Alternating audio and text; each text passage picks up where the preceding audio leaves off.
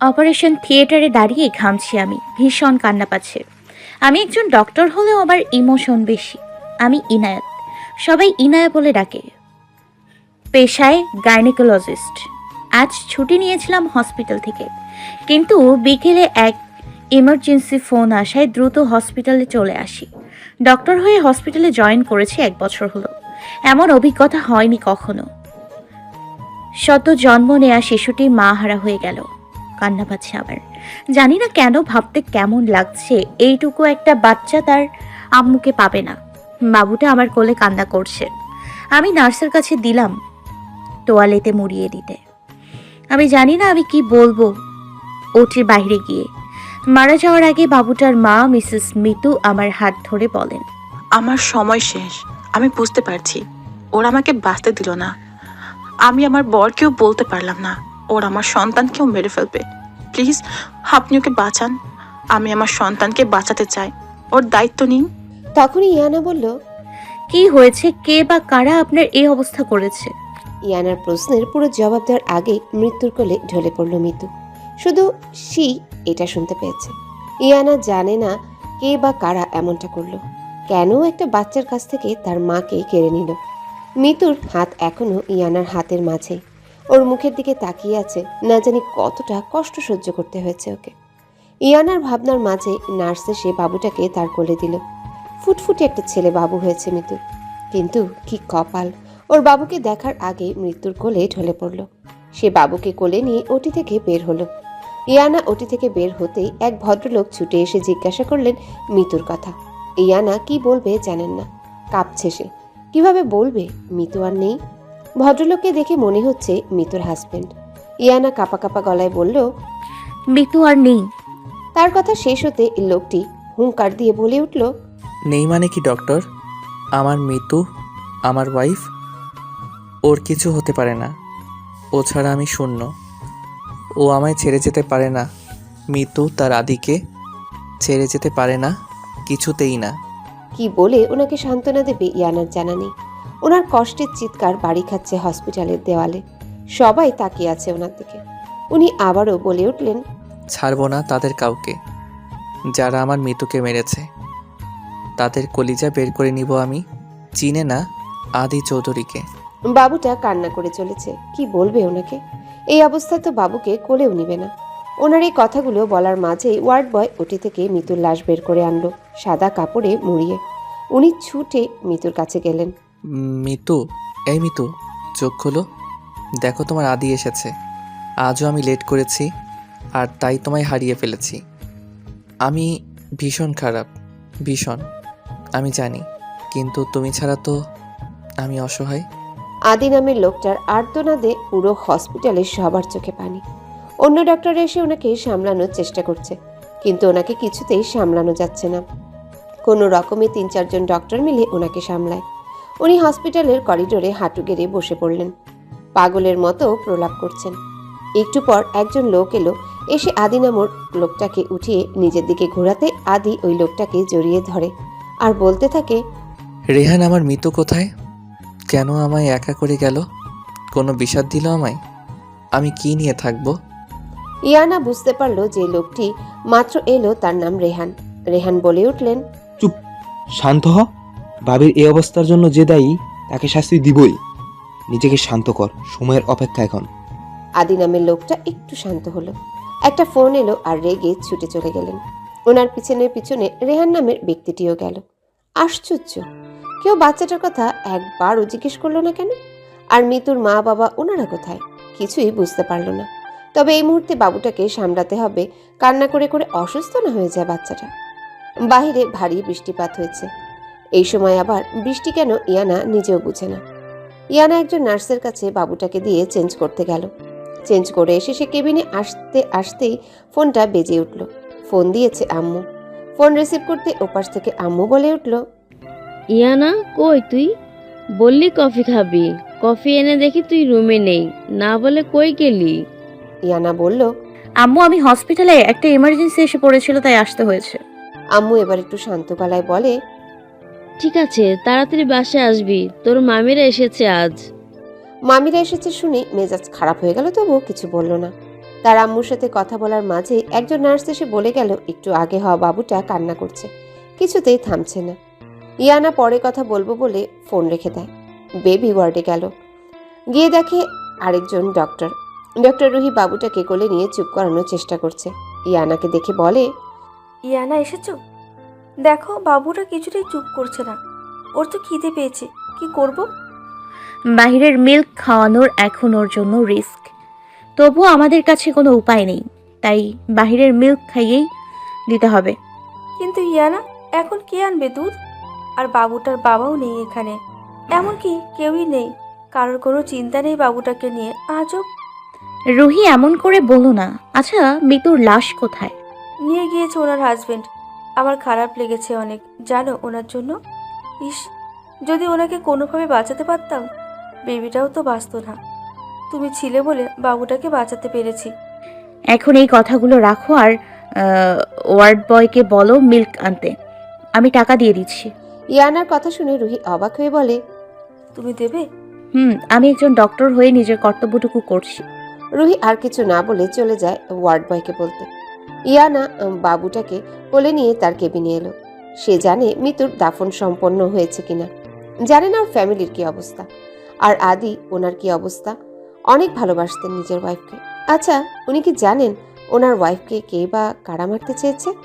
ইয়ানার ভাবনার মাঝে রুহি দুধ নিয়ে এলো। ইয়ানা বাবুটাকে খাইয়ে দিল, তারপর কোলে নিয়ে কিছুক্ষণ হাঁটাহাঁটি করার পর বাবুটা ঘুমিয়ে গেল। মিতুর কবরের সামনে দাঁড়িয়ে আছে আদি, চোখে মুখ বিধ্বস্ত লাগছে। আমি তোমায় হারিয়ে ফেললাম জান, আমার ভয়টাই সত্যি হলো, তুমি হারিয়ে গেলে। আদিকে রেহান অনেকক্ষণ ধরে খুঁজে চলেছে। অবশেষে কি মনে করে মিতুর কবরের সামনে এলো, আর এসে দেখে আদি এক ধ্যানে তাকিয়ে আছে। রেহান আদির ঘাড়ে হাত রেখে বলে ওঠে, দেখ, নিজেকে শান্ত কর। আমি জানি এটা সহজ না, তবুও। আর বাচ্চাটার কথা ভাব, কোথায় আসো সেটার খেয়াল আছে? কোন বাচ্চা? ওই বাচ্চা আমার দরকার নেই, ও একটা অভিশাপ। ওর জন্য আমার মৃত্যু আজ আমার থেকে এত দূরে। আদি, কি বলছিস তুই? পাগল হলি? এইটুকু বাচ্চা এসবের কি বুঝে? আমি কিছু জানি না, আমার মৃত্যুকে এনে দে। রেহান আদিকে সামলিয়ে বাড়ি নিয়ে যায়, কোনো রকমে ঘুমিয়ে দেয়, খাওয়াতে পারে না কিছুই। আদির আম্মুর মুখের দিকে তাকিয়ে কান্না করে চলেছে। আম্মু কেঁদো না, এখন কান্নার সময় না। আমার এই ছেলেটার এমন অবস্থা মেনে নিতে পারছি না আমি। আবারও কেঁদে উঠলেন আদির আম্মু সামিরা চৌধুরী।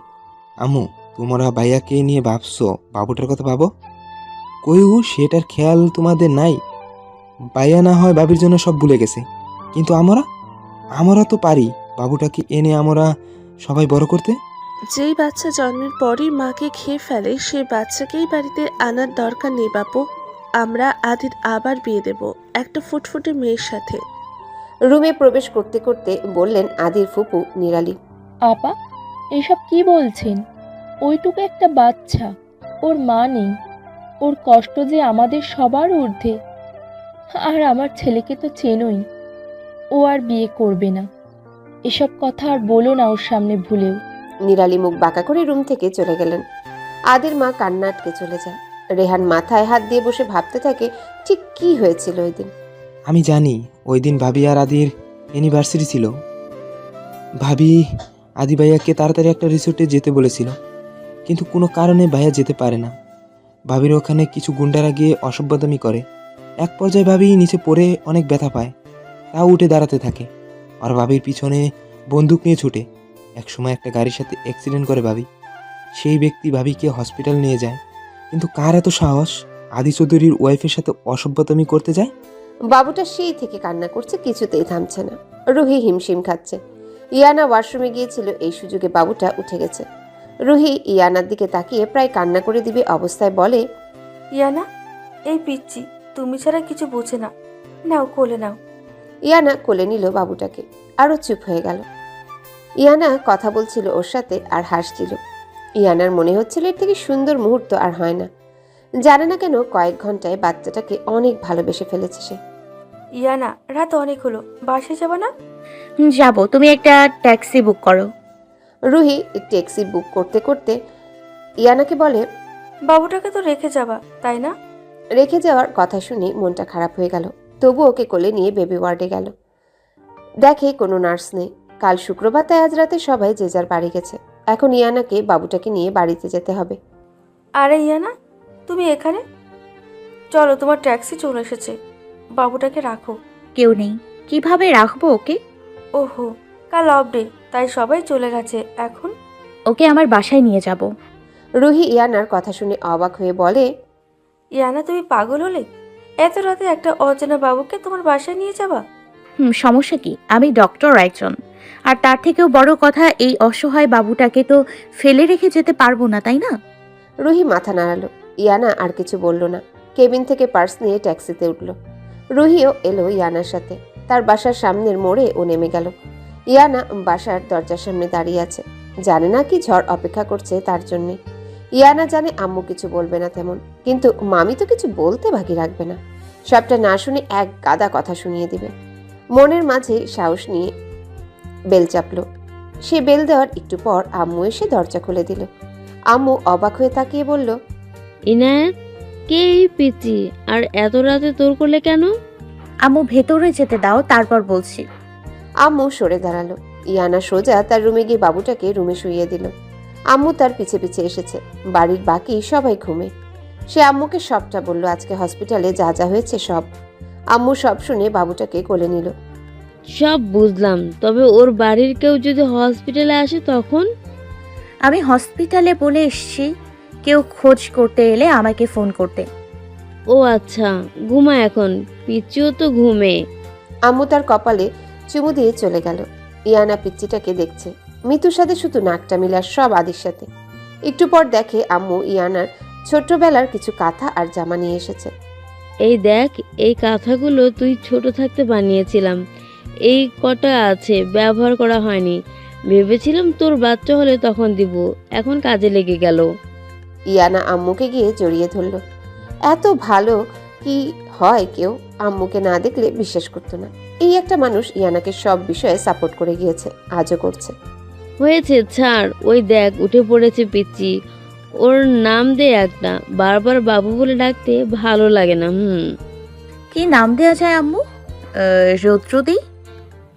বাহ, নামটা সুন্দর তো। তাহলে আজ থেকে রৌদ্র বলে ডাকবো ওকে। আচ্ছা। আম্মু ইয়ানার সাথে ইয়ানার ছোটবেলার গল্প করলো অনেক রাত পর্যন্ত। তারপর শুতে গেল। ইয়ানাও রৌদ্রের পাশে শুয়ে পড়ল। সারাদিন অনেক ধকল গেছে, তাই তাড়াতাড়ি ঘুম চলে এলো চোখে। সকালে আমি কতদিন বলেছি আম্মু আমার রুমের কোনো জিনিস আমার পারমিশন ছাড়া হাত না দিতে। আদির চিৎকারে পুরো চৌধুরী বাড়ি কেঁপে উঠল। কথা আদির ফুপাতো বোন ছুটে গেল আদির রুমে, সাথে আদির আম্মু। কি হয়েছে বাবা? প্রশ্ন করে আদির আম্মু। আমার রুম থেকে মিতুর সব ছবি কোথায় গেল? আদির প্রশ্নে ভয় পেয়ে যায় কথা, আর কথার মা নিরালি। কারণ আদি যখন সকালে নামাজ পড়ে মিতুর কবর দেখতে গিয়েছিল, ওই সুযোগে মিতুর সব ছবি এ বাড়ি থেকে সরিয়ে দিয়েছে ওরা। আমি কিছু জিজ্ঞেস করছি আম্মু। আমি তো জানি না বাবা, রাগ করো না, দেখছি আমি। আদির আম্মু চলে যায় স্টাফদের জিজ্ঞেস করতে। ওরা বলে ওরা জানে না। আমি জানি না মিতু কোন দোষে এমনটা হলো। আমি তোমায় নিয়ে 1000 বছর বাঁচার স্বপ্ন দেখেছি, আর তুমি এখনই চলে গেলা।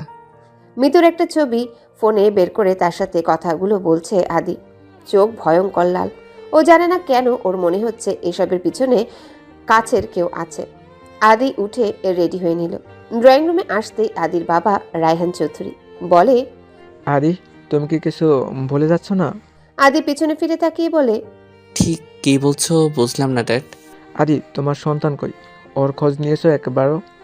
কাল রাতে খোঁজ নিয়ে জানতে পারি কোনো এক ডক্টর বাসায় নিয়ে গিয়েছে ওকে। এই চৌধুরীদের রক্ত বয়েছে ওর শরীরে। তুমি এমন কেয়ারলেস কিভাবে হতে পারো? মৃত্যুর জন্য তোমার মনের অবস্থাটা বুঝতে পারছি, তাই বলে কি তুমি ভুলে যাবে তুমি এখন একজন বাবা?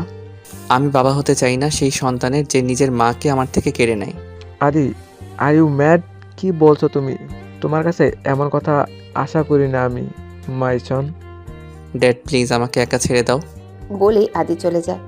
রায়হান চৌধুরী চোখের পানি মুছে নেন। উনি পারছেন না ওনার এত স্ট্রং ছেলেকে এভাবে ভেঙে যেতে দেখতে। ইয়ানার ঘুম ভাঙে কারো চিৎকার চেঁচামেচির শব্দে। চোখ খুলে পাশে তাকিয়ে দেখে রৌদ্র নেই। লাফ দিয়ে উঠে ওড়না গলায় জড়িয়ে রুম থেকে বের হয়ে দেখে মামির কোলে রৌদ্র। এমনভাবে কোলে নিয়ে রেখেছে যে মনে হচ্ছে এখনই পড়ে যাবে রৌদ্র। ইয়ানা দৌড়ে গিয়ে রৌদ্রকে মামির কোল থেকে নিয়ে নেয়। মামি ঝাঁঝালো কণ্ঠে বলে ওঠে, কোন পাবেন ফসল বাড়ি আনলি আবার? বুঝলাম না ভাইজান, আপনার মেয়ে ডাক্তারি করার নামে এইসব করছে? মামি প্লিজ এসব কথা বলো না, না জেনে না শুনে এমন কথা বলো না। ও তাই, এখনো জানার কিছু বাকি রেখেছিস তুই? তা বল, কি জানবো? ইয়ানা কিছু বলতে নিবে তার আগেই আব্বু বলে, ইনায়া, এসব কি? তোমার কাছে এমন কিছু আশা করিনি আমি। এই বাচ্চাটাকে ফেলে রেখে এসো। প্লিজ আব্বু কি বলছো এগুলো? এইটুকু একটা বাচ্চা, ওকে ফেলে দিব কেন? কার না কার বাচ্চা, এই বাচ্চাকে আমি আমার বাসায় জায়গা দিব না। ওর মা মারা গেছে তাই। তাই কি? ওর বাবা কই? তুমি কেন অন্যর বাচ্চার দায়িত্ব নিবা আছো? আব্বু, ওর বাবা হয়তো ওর মায়ের শোক কাটিয়ে উঠতে পারেনি এখনো, তাই। আচ্ছা কয়েকটা দিন রাখি আমার কাছে, ওকে ওর বাবা নিতে আসলে দিয়ে দিব। ঠিক আছে, 20 দিনের মধ্যে যদি না নিতে আসে তো ওকে তুমি যেখান থেকে এনেছো সেখানে রেখে আসবে। বলে আব্বু রুমে গেল। মামিও আরও কটু কথা বলে গেল। ইয়ানার কান্না পাচ্ছে ভীষণ। আম্মু এসে তার কাঁধে হাত রেখে সাহস দিল। কেটে গেছে কয়েকটা দিন। প্রতিদিনের মতো আজও রৌদ্রকে কোলে নিয়ে রাস্তায় দাঁড়িয়ে আছে, ট্যাক্সির জন্য ওয়েট করছে। ইয়ানাকে রোজ রৌদ্রকে নিয়ে হসপিটালে যেতে হয়। ও থাকে না কারো কাছে ইয়ানা ছাড়া। রৌদ্রের সাথে কথা বলতে বলতে হাঁটছে। কখন যে রাস্তার মাঝে চলে এসেছে খেয়াল নেই তার। হঠাৎই একটা গাড়ি খুব জোরে এসে ইয়ানার সামনে ব্রেক করলো। আর একটু হলে আজ অ্যাক্সিডেন্ট হতো। ইয়ানা ভয়ে রৌদ্রকে শক্ত করে জড়িয়ে ধরেছে। এক ভদ্রলোক গাড়ি থেকে বেরিয়ে এলেন। আরে, এটা তো সেই ব্যক্তি, মিতুর হাজবেন্ড, রৌদ্রের বাবা। উনি ইয়ানার সামনে এসে সানগ্লাস খুলে বলতে লাগলেন, মরার শখ হলে অন্য গাড়ি আছে, আমার গাড়ির সামনে কেন পড়তে হলো আপনাকে? আর এই বাচ্চা নিয়ে মাঝ রাস্তায় ন্যাকামি না করলে কি নয়? একদম সহ্য হয় না এসব। ওনার কথা শুনে রাগ হলো ইয়ানার। ন্যাকামি আবার কি? উনি নিজেই তো রৌদ্রের বাবা। বাচ্চার খোঁজটা পর্যন্ত নিল না, আর এখন এসব বলছে। সে রেগে বলল, ন্যাকামি করব কেন? একটা বাচ্চার সাথে এভাবেই কথা বলতে হয়? আপনার মতো রুড বিহেভ করব নাকি বাচ্চার সাথে আজব?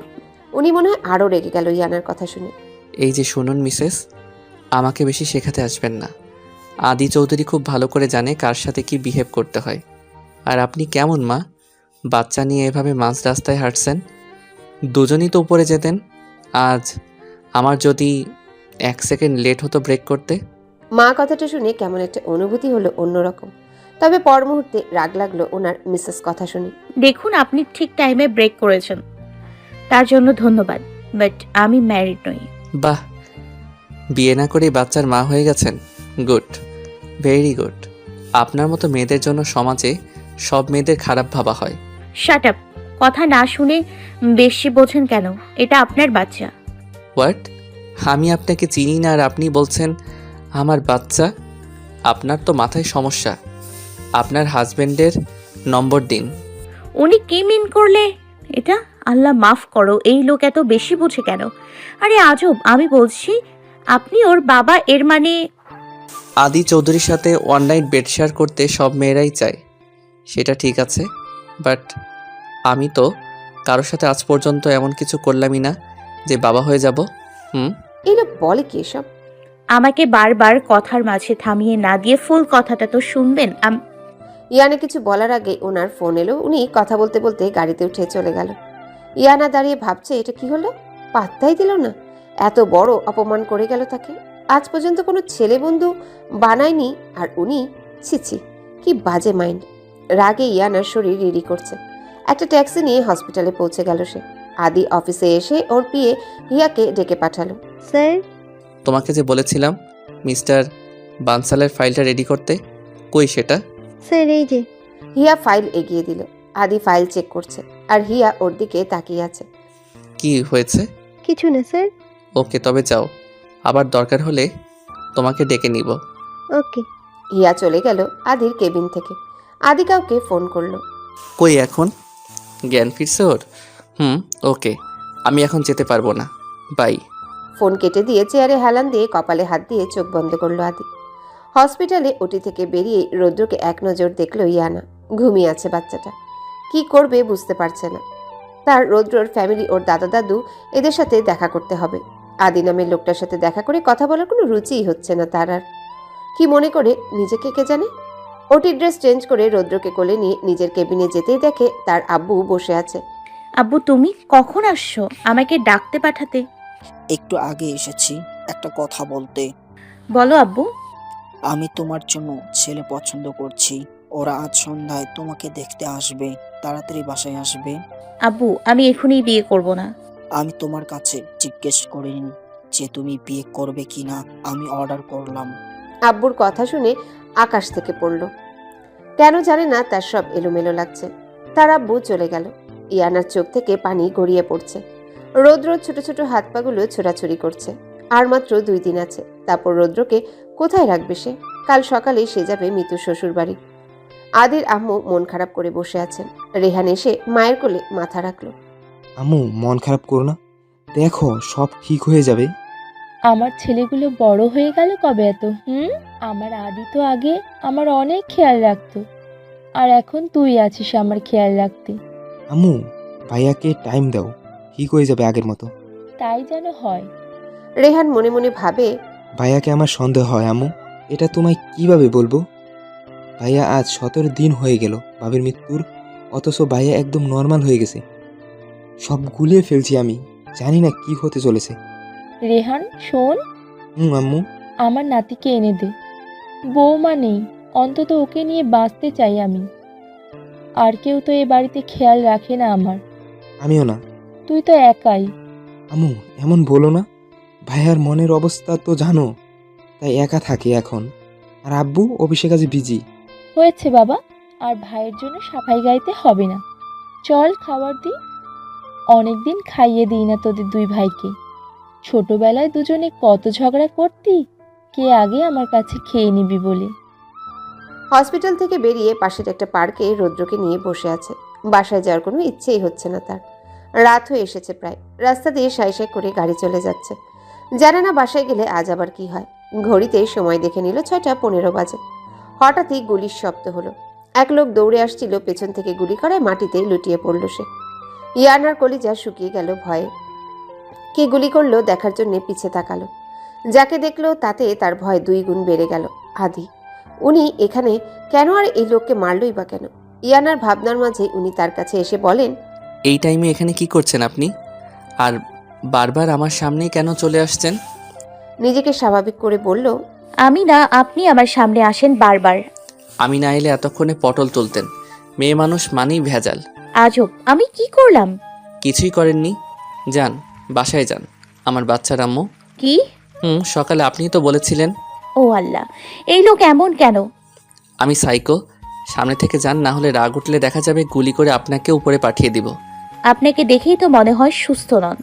কোনো সুস্থ মানুষ এমনি এমনি একটা লোককে এভাবে মারে না। আদি হাসলো। হাসবেন না, আমি পুলিশে ফোন করব এক্ষুনি। পাকনামি না করে বাসায় যান, আপনার জন্য ভালো। এই সন্ধ্যায় এই পার্ক এরিয়াটা রিস্কি। বলে আদি চোখে সানগ্লাস লাগিয়ে চলে গেল। এমন কেন ইনি? মিতু যে কিভাবে এনার সাথে সংসার করেছে কে জানে। আমিও বাসায় গেলাম। সত্যি কেমন যেন লাগছিল পার্কে থাকতে। বাসায় এসেই দরজার সামনে অনেকগুলো এক্সট্রা জুতো। বুঝতে বাকি নেই পাত্রপক্ষ এসেছে। জানে না এখন আবার কোন কাহিনী শুরু হয়। ইয়ানা বেল দিতেই আম্মু এসে দরজা খুলে দিল। মামিকে দেখে খাওয়ারের ট্রে নিয়ে দাঁড়িয়ে আছে, মুখে গাম্ভীর্যতা। ইয়ানা কিছু বুঝলো না কি হয়েছে, চুপচাপ ভিতরে গেল। আম্মু ইয়ানার কোল থেকে রৌদ্রকে নিয়ে বেডে শুইয়ে দিল। তখনই মামি এসে বলল তাড়াতাড়ি রেডি হতে, পাত্রপক্ষ ওয়েট করছে। ইয়ানা অসহায় মুখে আম্মুর দিকে তাকালো। তার আম্মু চোখ দিয়ে আস্থা দিল তাকে। নীল কাতানের শাড়ি পরেছে, গলায় চেন, হাতে চুড়ি, কানে দুল, কপালে কালো ছোট টিপ। ব্যাস, ইয়ানার সাজ শেষ। সাজ শেষ হতে মামি এলেন। কি রে হলো তোর? চল তাড়াতাড়ি। ইয়ানা রৌদ্রের কপালে চুমু দিয়ে মামির সাথে ড্রয়িং রুমে গেল। দেখলো 2 জন মহিলা, একজন মাঝবয়সী মেয়ে, একজন লোক, মনে হয় ছেলের বাবা। আর বাবার পাশে সোফায় একজন বসা, ফর্মাল ড্রেস পরা। ইয়ানাকে তার মুখোমুখি বসানো হলো। 2 জন ভদ্রমহিলার মধ্যে একজন তাকে জিজ্ঞাসা করলো, নাম কি তোমার? ইনায়াত। বাহ, বেশ মিষ্টি নাম। ভাবি আমাদের সাদরিতের সাথে বেশ মানাবে বলো। ওনার কথা শুনে বুঝলো উনি বরের ফুপি। ওনারা আরও বেশ কিছুক্ষণ কথা বলল। একসময় বরের বাবা বলল, আমার মনে হয় ইনায়াত আর সাজিদকে কথা বলতে দেয়া দরকার একা। বাবা বলল, ইনায়া মা, যাও সাজিদকে নিয়ে তোমার রুমে যাও। ইয়ানার ইচ্ছে করছিল না ওনার সাথে কথা বলার। কেমনটা নজরে তাকিয়ে আছে ইয়ানার দিকে। তবুও সবার কথা মেনে রাজি হলো। উঠে দাঁড়িয়েছে আর আল্লাহকে ডাকছে বিপদ থেকে বাঁচাতে। সাজিদ উঠে এসে ইয়ানার পাশে দাঁড়ালো। অমনি রৌদ্রের কান্নার আওয়াজ এলো তার কানে। দৌড়ে রৌদ্রের কাছে গেল, গিয়ে ওকে কোলে নিল। বাবা সহ পাত্রপক্ষের সকলে এখন ইয়ানার রুমে উপস্থিত। সাজিদের বাবা মা ইয়ানাকে সন্দেহের দৃষ্টিতে দেখছে। ভাই, আপনি তো বলেছেন আপনার মেয়ে পড়াশোনা শেষ করে ডক্টর হয়ে রোগীর সেবা করে, কোনো প্রেম ভালোবাসার ব্যাপারে নেই জীবনে, তাহলে এই বাচ্চা কি? সাজিদের বাবার প্রশ্নে বাবা রেগে ইয়ানার দিকে তাকিয়ে নরম গলায় ওনাকে বলে, আসলে হয়েছে কি, এই বাচ্চাটা হসপিটাল থেকে এনেছে, কে যেন ফেলে রেখে গেছিল। তাহলে এই বাড়িতে কি করে এই বাচ্চা? আরো নানান প্রশ্ন করলেন ওনারা। বাবা ওনাদের বুঝালো অনেক কিছু। ওনারা কিছুতেই বুঝতে রাজি নন। একটা অবিবাহিত মেয়ের ঘরে 18 দিনের বাচ্চা কি করে আসে? ওনারা বলে গেলেন বাড়ি গিয়ে জানাবে বাকিটা। ইয়ানা তার রুমে রৌদ্রকে ফিডার খাওয়াচ্ছে। বাবা এসে ইয়ানার বাহু ধরে তাকে দাঁড় করালো। আম্মু তার কোল থেকে রৌদ্রকে নিল, না হলেও পড়েই যেত। ইয়ানা কিছু বলার আগে বাবা তার 2 গালে চড় বসিয়ে দিল। ইয়ানা যেন থমকে গেল, ছলছল চোখে বাবার দিকে তাকিয়ে আছে। আজ পর্যন্ত কেউ আমাকে বা আমার পরিবারকে নিয়ে কোনো কথা বলার সুযোগ পায়নি, আর আজ তোমার জন্য এত কথা শুনতে হলো আমার। কাল যেন এই বাচ্চা এই বাড়ি থেকে বেরিয়ে যায়। বাবা চলে গেল এগুলো বলে। ইয়ানা জানে না এখন কি করবে। কান্না আসছে প্রচুর, তবুও নিজেকে সামলে নিল। আম্মু এসে তার মাথায় হাত বুলিয়ে দিল। রাতে না খেয়ে শুয়ে পড়েছে। কাল সকালেই যাবে চৌধুরী বাড়িতে। বাড়ির সবাই ব্রেকফাস্ট টেবিলে, শুধু আদি বাদে, কারণ আদি এখনো মর্নিং ওয়াকে। রায়হান চৌধুরী সবাইকে উদ্দেশ্য করে বললেন, আমি চাই কথার সাথে আমার বড় ভাইয়ার ছেলে রাজীবরের বিয়ে দিতে। এতে বাড়ির পরিবেশটা কিছুটা বদলাবে। আর আদির বেস্ট ফ্রেন্ডের বড় ভাইয়া, সো আমি সব দিক ভেবেই এই ডিসিশন নিয়েছি। বাবার কথা শুনে রেহানের গলায় খাবার আটকে গেল। রেহানের আম্মু পানি এগিয়ে দিল। এখন ঠিক লাগছে বাবা? আম্মু, আমি ঠিক আছি। রেহান কথার দিকে তাকালো, বেশ লজ্জা লজ্জা ভাব মুখে। রেহান পছন্দ করে কথাকে, কিন্তু কথাকে সেটা বুঝতে দেয়নি। সবার কথার মাঝে কেউ একজন বলে উঠল, আসবো?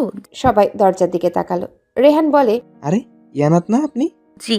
রায়হান চৌধুরী বলে, এসো ভেতরে এসো। ইনায়া আসে। আমার কিছু কথা বলার ছিল। বলো। আঙ্কেল, আমি একজন ডক্টর। আমি নিতুর ডেলিভারি করিয়েছিলাম। আর ওই দিন কি হয়েছে আপনারা সবাই জানেন। ওই দিনের পর থেকে রৌদ্র, মানে আপনাদের নাতি, আমার কাছে আছে। আপনারা হয়তো ওর খোঁজ করেছিলেন। আমি আজ ওকে দিতে এসেছি। ইনায়ার কথা শুনে একজন ভদ্রমহিলা এসে রৌদ্রকে কোলে নেয়। মনে হলো উনি আদির আম্মু। রায়হান চৌধুরী বলেন, ধন্যবাদ মা, আমার নাতির খেয়াল রাখার জন্য। ধন্যবাদ দিয়ে না আঙ্কেল, এটা আমার দায়িত্ব ছিল। মিতু মারা যাবার আগে আমাকে বলে গেছিল রৌদ্রকে দেখতে। আচ্ছা আঙ্কেল, আমি আসি। হ্যাঁ। সে কি, তুমি তো মাত্রই এলে, এক্ষুনি চলে যাবে কি মা? আন্টি, আমার হসপিটালে যেতে হবে, পেশেন্টরা ওয়েট করছে। ইয়ানা চলে আসছিল। তখনই ওড়নায় টান লাগে। পিছনে ফিরে দেখে রৌদ্র তার ওড়না ধরে রেখেছে। ইয়ানা গিয়ে ওর কপালে চুমু দিয়ে ওড়নাটা ছাড়িয়ে নিল। রৌদ্র কান্না করছে। ইয়ানারও চোখে পানি। নিজেকে শক্ত রেখে ইয়ানা চলে এলো। সে চায় না পিছনে ফিরে তাকাতে, তাহলে সে যেতে পারবে না। ও ওর পরিবারের কাছে ভালো থাকবে। বাসা থেকে চলে আসার সময় দেখা হলো আদির সাথে একদম মুখোমুখি। ভালো করে ওনার দিকে তাকালো। ব্লু জিন্স, হোয়াইট টি শার্টের সাথে ব্লু শার্ট, মাশাআল্লাহ অপূর্ব লাগছে। ইয়ানা আদির থেকে চোখ ফিরিয়ে নিল। কি ব্যাপার, আপনি এখানে কেন মিস? আপনার বাবুকে দিয়ে গেলাম। আমি বলেছি দিয়ে যেতে। কি দরকার বিপদ বাড়িতে ঢোকানোর? নিয়ে যান। আদি রেগে কথাগুলো বলল। ইয়ানা বুঝে না একটা দুধের শিশুর উপর কিসের রাগ আদির। দেখুন, আপনি ভুল ভাবছেন। আপনার কোথাও হয়তো ভুল হচ্ছে। একটা দুধের শিশু কিভাবে বিপদ হয় সেটা আপনার জানার দরকার নেই। নিয়ে যান এই বাচ্চা। বলে রেগে ভিতরে গেল। ইয়ানা চলে এসেছে। ইয়ানা জানে ঠিকই নিজের সন্তানের মুখ দেখলে সব রাগ পানি হয়ে যাবে আদির। কয়েকদিন পর আজ সকালে ঘুম থেকে উঠতে লেট হয়ে গেছে, তাই শর্টকাট রাস্তা বেছে নিয়েছে হসপিটালে যাওয়ার জন্য। হসপিটালের কাছাকাছি আসতেই চোখ যায় রাস্তার উপর রাখা একটা ঝুড়ির দিকে। মনে হচ্ছে কিছু একটা আছে ভিতরে। ইয়ানা কৌতূহল নিয়ে এগিয়ে গেল। গিয়ে যা দেখে তাতে ইয়ানা চোখ কপালে। রৌদ্র এখানে। ও এখানে কেন? কান্না করছে ও। ইয়ানা গিয়ে কোলে তুলে নিল। ওনারা রৌদ্রকে রাস্তায় ফেলে দিয়ে গেছে। এত খারাপ কি করে হয় মানুষ? ভাবলো চৌধুরী বাড়িতে যাবে, পরে ভাবলো না, কেন যাবে? ওরা যখন এইটুকু একটা বাচ্চাকে বোঝা মনে করে রাস্তায় ফেলে দিয়েছে, তখন ওই বাসায় যাওয়ার মানে নেই। মা ছাড়া সন্তানের জীবন বোধ হয় এমনই হয়, এতটাই অবহেলিত হয় মা ছাড়া শিশুরা। ওই দিন আর হসপিটালে যায়নি ইয়ানা, সোজা বাসায় ফিরে গেছে। বাবা অনেক রাগারাগি করেছে, আবার রৌদ্রকে কেন এনেছে। মামি অনেক বাজে কথা শুনিয়েছে। বাবা মুখের উপর দরজা বন্ধ করে দিয়েছে। ওই দিনের পর বাবা আর ইয়ানার সাথে যোগাযোগ করেনি, আর না আম্মুর সাথে যোগাযোগ করতে দিয়েছে তাকে। ইয়ানা রৌদ্রকে নিয়ে একটা ফ্ল্যাটে উঠেছে। হসপিটালের কাছেই ভাড়া নিয়েছে ফ্ল্যাটটা। ফ্ল্যাটের সবাই জানে রৌদ্র ইয়ানার ছেলে, আর রৌদ্রের বাবা কাজে দেশের বাইরে থাকে। ইয়ানার সাথে ফ্ল্যাটে রুহি থাকে। ওর বাবা মা গ্রামে থাকে, তাই ও ইয়ানার সাথে থাকে। এভাবেই কেটে যায় 6 মাস। রৌদ্র এখন বসতে পারে, অনেক দুষ্টুমি শিখেছে। রুহির তো রৌদ্রকে নিয়ে না ঘুরতে গেলে দিনই কাটে না। এভাবেই বেশ চলছে দিন। রুহির নাকি একজন ছেলে ফ্রেন্ডও হয়েছে, রেহান নাম তার। ও বলেছে দেখা করাবে। হসপিটাল থেকে আজ শপিং মলে এসেছে। রৌদ্রের জন্য কিছু কেনাকাটা করতে হবে, তবে রুহি আসেনি। ওর নাকি কি একটা কাজ আছে। ইয়ানা হাঁটছে আর দেখছে কোনটা নেওয়া যায়। রৌদ্র খেলছিল, হঠাৎই হেসে উঠেও। ইয়ানা কারণটা বুঝে না, কারণ এমন হাসিও আগে হাসিনি। এটা যেন অনেক খুশি প্রকাশ করছে। সামনে তাকালো ইয়ানা, কি দেখে তার রৌদ্র এত খুশি। তাকিয়ে তার মেজাজ খারাপ হয়ে গেল। আদি নামের লোকটা দাঁড়িয়ে আছে। আদি অবশ্য ইয়ানাকে দেখেনি। ইয়ানা রৌদ্রকে নিয়ে সব থেকে বের হতে গেলে রৌদ্র আদির শার্ট ধরে। আদি তাকায় ইয়ানার দিকে। আরে আপনি এতদিন পর দেখা হলো, এই পিচ্চিকার? ও বিয়ে করে ফেলেছেন, গুড। আপনার কি মাথায় প্রবলেম আছে? নিজে চিনতে পারছেন না এটাকে? আপনি কেমন বাবা, নিজের সন্তানকে চিনেন না? ইয়ানার কথায় অবাক হয়ে আদি রৌদ্রের দিকে তাকালো, তারপর রৌদ্রকে কোলে নিল। ইয়ানা বুঝতে পারছে না কি হচ্ছেটা কি। থ্যাংক গড যে এই পিচ্চি ঠিক আছে। রাস্তায় ফেলে এসছিলেন তো মারতেই, তাহলে এখন আবার নাটক করছেন কেন? ইয়ানার কথা শুনে আদি কিছুটা অবাক হলো। ভ্রুকুচকে বলল, আমি ফেলে দিব কেন? আমার কি এতই সময় আছে? আপনি ফেলেননি, আপনার বাসার কেউ ফেলেছে। ছি, আমার লজ্জা করছে। কেমন মানুষদের মাঝে আমি রৌদ্রকে রেখে এসেছিলাম। আপনি না জেনে আমার ফ্যামিলিকে দোষ দিতে পারেন না মিস হোয়াট হোয়াট এভার মানে কি? আমি ইনায়াত। তো আমি কি করব? আপনি তো আমার ফ্যামিলিকে ইনসাল্ট করলেন। ও তাই? আমি ইনসাল্ট করেছি? করলে কম করেছি। এটা কেমন ফ্যামিলি যেখানে একটা বাচ্চা সেভ না? আর এই বাচ্চাটার মা মারা গেছে। বাচ্চাটার কথা আপনাদের কারোর মনেই ছিল না। আপনারা নিজেদের সামলাতে বিজি। এমন ফ্যামিলিকে আমি সম্মান করতে পারবো না। ওয়েট, আপনি বাঁচিয়েছেন এই পিচ্চিকে? হ্যাঁ, কেন? খুব ভুল করেছি? করেছি তো। জন্মের পর মেরে ফেললে ভালো হতো। আপনাদের মতো পরিবার আছে ওর, এই দুর্ভাগ্যটা ওর কপালে জুটতো না। বেশি কথা বলা আমার পছন্দ নয় মিস ইনায়াত। আমি বেশি বলছি? কম বলছি? মৃত্যুকে দেয়া কথা রাখতে আমাকে এত সাফার করতে হচ্ছে। তার থেকেও বড় কথা, এই বাচ্চাটির উপর ভয়ঙ্কর মায়া জন্মে গেছে আমার। মিতুর কথা শুনে আদির মুখের রং পাল্টে গেল, গম্ভীর হয়ে গেলেন।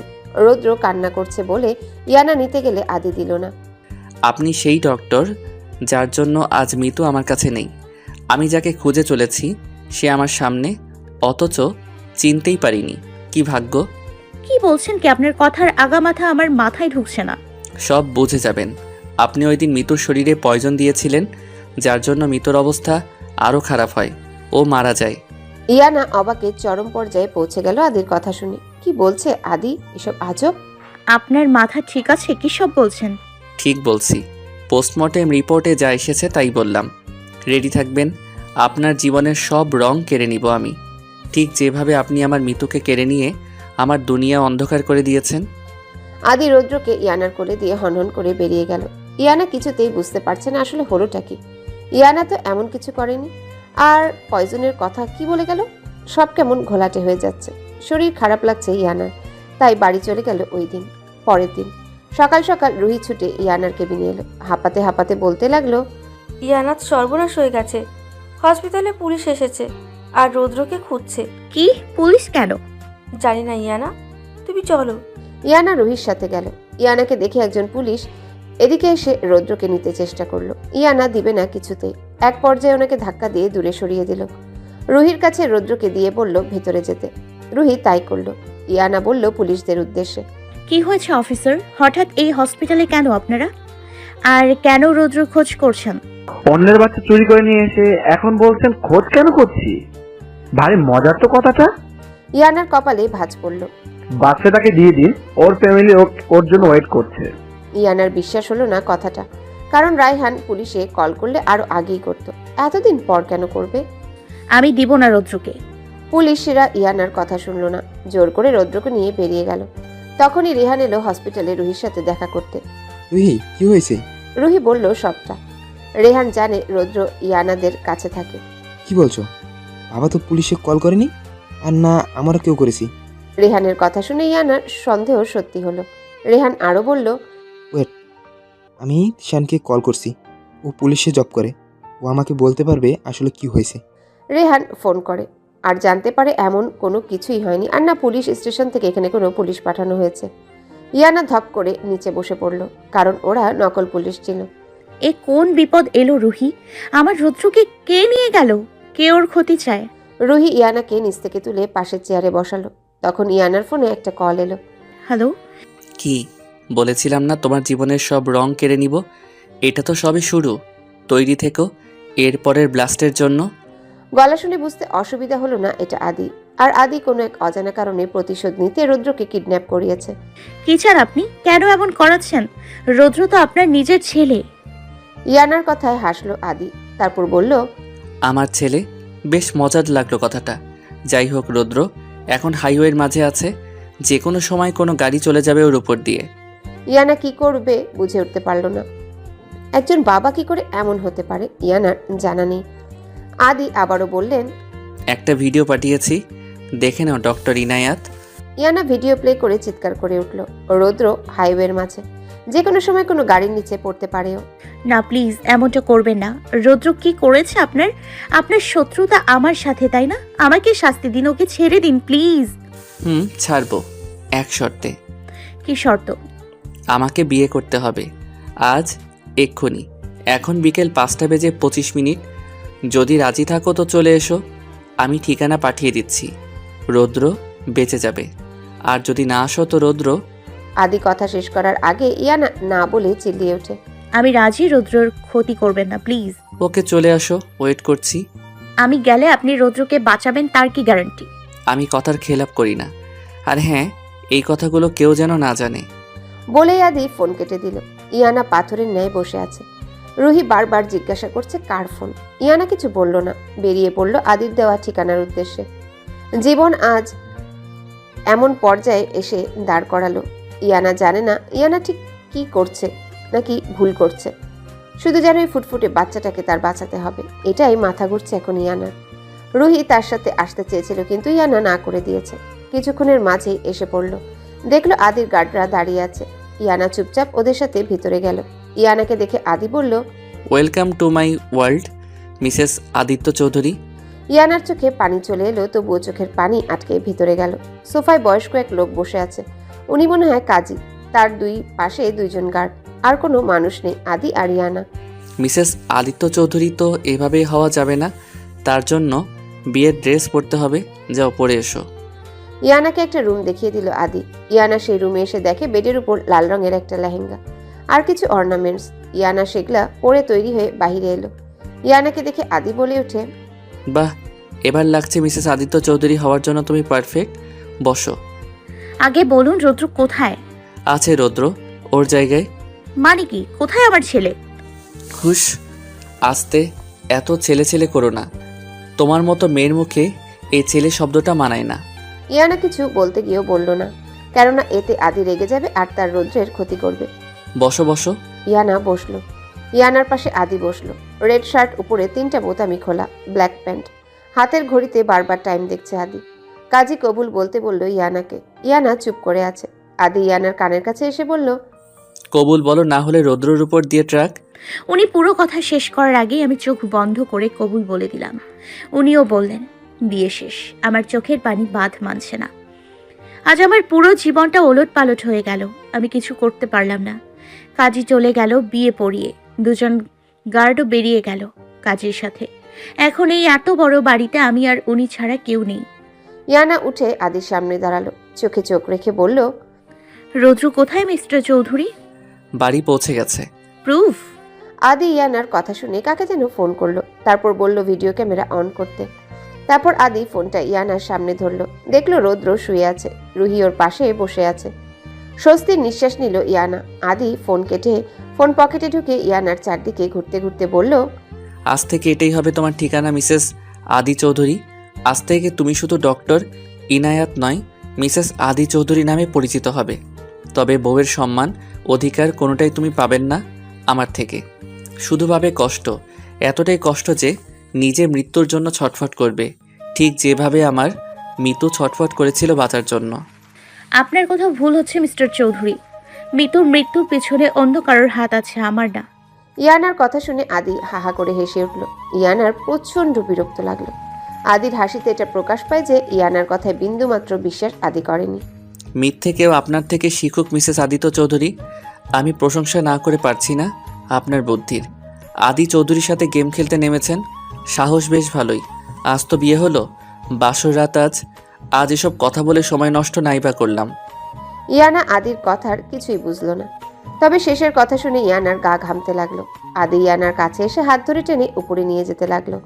ডুপ্লেক্স বাড়িটা বেশ সুন্দর করেই সাজানো, যে কারোরই ইচ্ছে করবে এখানে থাকতে। কিন্তু আদির মতো নরপশু যদি এই বাড়ির মালিক হয়, তাহলে এই বাড়ির আশেপাশেও কেউ আসতে চাইবে না। আদি ইয়ানাকে একটা রুমে এনে ধাক্কা দিয়ে বেডে ফেললো। তারপর দরজা লাগিয়ে ইয়ানার দিকে এগিয়ে এসে বলল, মিসেস আদিত্য চৌধুরী এত তাড়াতাড়ি ভয় পেয়ে গেলেন? আমি তো ভেবেছিলাম আপনি খুবই সাহসী। আমি কিছু বলার আগে উনি এগিয়ে এসে আমার লেহেঙ্গার ওড়না ফেলে দিলেন। তারপর ঠোঁটে লিপস্টিক হাত দিয়ে মুছে দিলেন। চুলগুলো খোপা করা ছিল, খুলে দিলেন। তারপর ফোন বের করে ছবি তুললেন কতগুলো। আপনি এসব কি করছেন? যা করার কথা তাই করছি। বলে ইয়ানাকে জড়িয়ে ধরল। ইয়ানা অনুভব করলো তার ঘাড়ে কিছু ফুটলো পিনের মতো। আর কিছু মনে নেই। সূর্যের আলো চোখ হয়ে পড়তেই ঘুম ভাঙল ইয়ানার। সারা শরীর ব্যথা, তার চোখে পানি চলে এলো। কিভাবে পারে একটা মানুষ এমন করতে? কারো লাইফ নিয়ে গেম খেলতে আদি পারে না। ইয়ানার ভাবনার মাঝেই আদি রুমে প্রবেশ করলো। প্রচণ্ড ঘৃণা লাগলো আদিকে দেখে। যাও ফ্রেশ হয়ে এসো মিসেস আদিত্য চৌধুরী। আপনি আমার সাথে এটা করতে পারলেন?